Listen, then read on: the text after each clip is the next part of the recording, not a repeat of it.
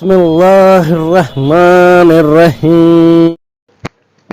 کل نفس موت، ہر نفس کو موت کا مزہ چکھنا ہے۔ ہر شخص، مرد یا عورت کی عمر مقرر ہے، نہ اس میں گھٹ سکتی ہے نہ بڑھ سکتی ہے۔ جب زندگی کا وقت پورا ہوتا ہے تو حضرت عزرائیل علیہ السلام روح نکالنے کے لیے آتے ہیں۔ اس وقت مرنے والے کو دائیں بائیں جہاں تک نظر جاتی ہے فرشتے ہی فرشتے دکھائی دیتے ہیں۔ مومن کے پاس رحمت کے فرشتے ہوتے ہیں اور وہ آسمانی روح نکالی جاتی ہے جیسے آٹے سے بال نکل جاتا ہے،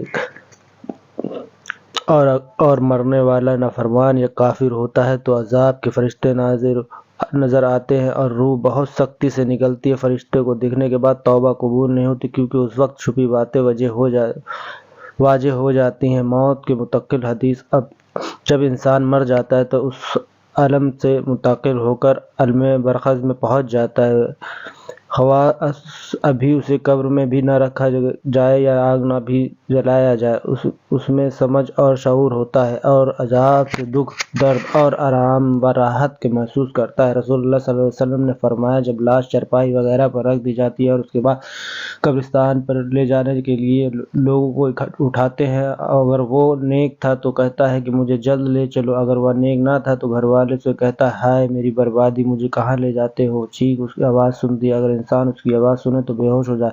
بخاری: قبر کے مردے کو دبانا: مردے کو قبر میں دفن کے بعد مردے کی روح جسم میں لوٹائی جاتی ہے اور پھر قبر میں مردے کو دباتی ہے۔ مومن کو اس طرح جیسے بچے اور کافر کو اس طرح ادھر کی پسلیاں ادھر ہو جاتی ہے۔ قبر میں 3 سوال جواب فرشتوں جن کا نام منکر نکیر ہے، انہیں شکل ربانی اور بڑے دانت جنہیں زمین چیرتی ہوئی آتے ہیں اور مردوں کو جھنجھوڑتے ہوئے اٹھاتے ہیں اور یہ 3 سوال کرتے ہیں: من ربک، تیرا رب کون ہے؟ ما دینک، تیرا دین کیا ہے؟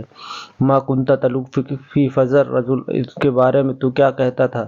مومن کا جواب: پہلے سوال کے جواب میں مومن کہتا ہے میرا رب اللہ ہے، پھر دوسرے سوال کے جواب میں کہتا ہے میرا دین اسلام ہے، اور تیسرے سوال کے جواب میں کہتا ہے وہ اللہ کے رسول صلی اللہ علیہ وسلم۔ اس کے بعد آسمان سے اللہ کا منادی آواز دیتا ہے کہ تو نے سچ کہا، سو اس کے لیے جنت کے بچھونے بچھا دیے جاتے ہیں اور جنتی کپڑے اس کے پہنا دیے جاتے ہیں اور جنت کا دروازہ کھول دیا جاتا ہے اور حد نگاہ تک قبر وسیع کر دی جاتی ہے۔ کافر کا جواب: پہلے سوال کے جواب میں کافر کہتا ہے ہائے ہائے مجھے نہیں پتا، پھر دوسرے سوال میں جواب میں کہتا ہے ہائے ہائے مجھے پتا نہیں، اور تیسرے جواب میں بھی یہی کہتا ہے ہائے افسوس میں نہیں جانتا۔ پھر آسمان سے ایک منادی آواز لگاتا ہے کہ تو نے جھوٹ کہا ہے، سو اس کے نیچے آگ کا بچھونا بچھا دیا جاتا ہے اور جہنم کا دروازہ کھول دیا جاتا ہے اور قبر اس پر تنگ کر دی جاتی ہے۔ قبر کا عذاب: حضرت ابو سعید خدری رضی اللہ عنہ فرماتے ہیں کہ رسول اللہ صلی اللہ علیہ وسلم نے ارشاد فرمایا، قبر میں کافر پر ضرور 99 اسلحے مسلط کر دیے جاتے ہیں جو قیامت تک اسے ڈستے رہتے ہیں۔ اس کے زہر کا یہ عالم ہے کہ اگر اس میں سے ایک بھی زمین پر پھونک مار دے تو زمین بالکل سبزی نہ اگائے۔ حضرت برا بن عازب رضی اللہ عنہ کی ایک روایت ہے کہ رسول اللہ صلی اللہ علیہ وسلم نے ارشاد فرمایا کہ جب کافر جواب دیتا ہائے ہائے مجھے پتہ نہیں تو آسمان سے ایک منادی آواز دیتا ہے اس نے جھوٹ کہا، اس کے نیچے آگ بچھا دو اور اسے آگ کا پہناوا پہنا دو اور اس کے لیے دوزخ کا ایک دروازہ کھول دو۔ چنانچہ دروازہ کھول دیا جاتا ہے جس